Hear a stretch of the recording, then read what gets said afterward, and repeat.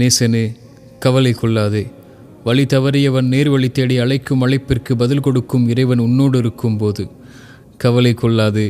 சிரமங்களால் நகர இயலாதவன் சிரமம் நீங்க அழைக்கும் அழைப்பிற்கு பதில் கொடுக்கும் இறைவன் உன்னோடு இருக்கும்போது கவலை கொள்ளாதே. தேவைகளுக்காக கரமிந்தி துடிக்கும் ஒவ்வொரு மானுடனும் தன்னை அறியாமல் தன் தேவைகள் நீங்க அழைக்கும் அழைப்பிற்கு பதில் கொடுக்கும் இறைவன் உன்னோடு இருக்கும்போது கவலை கொள்ளாதே.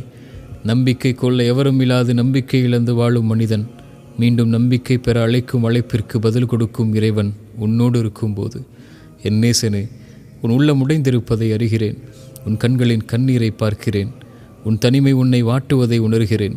வழி பிறக்காதா என்று தவிக்கும் தவிப்பை அறிகின்றேன்.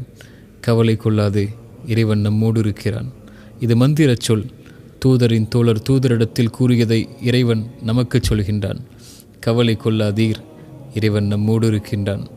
சிரமங்களா, வெளியேற முடியாத துன்பங்களா, குணப்படுத்த முடியாத நோயா, ஏமாற்றங்கள் துரோகங்களின் வழிகளா, உறவுகளின் பிரிவா, தனிமையின் தவிப்புகளா, மனிதர்களின் சிந்தனையால் வார்த்தைகளால் உள்ளம் உடைபட்டிருக்கிறதா?